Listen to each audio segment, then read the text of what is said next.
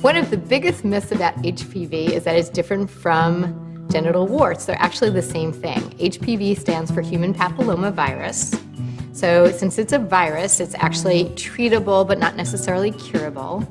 And HPV is genital warts. There are over 100 different strains of HPV, but only 4 strains actually cause genital warts. A wart that you get on your thumb or on your toe is a strain of HPV, but it's not the same kind of HPV that you would get on your genitals, and I think that's a big myth for people. HPV is treatable, not necessarily curable. For most people, the warts will go away. And a big myth about HPV is that you can only transmit it when the wart is present, but that's actually not true. It has been known to be transmitted even if there's not a wart present. So you can't tell necessarily by looking at someone whether or not they have HPV, or by examining their genitals whether or not they have HPV.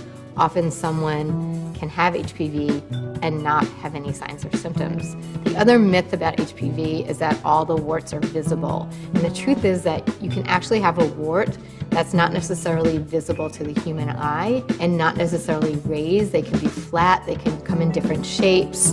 One way to diagnose HPV is that a provider will put a solution of vinegar on your genitals and it'll bubble around the warts so they'll be able to see them. So a big myth is that you can absolutely tell and see warts on somebody if they have HPV. That's just not true.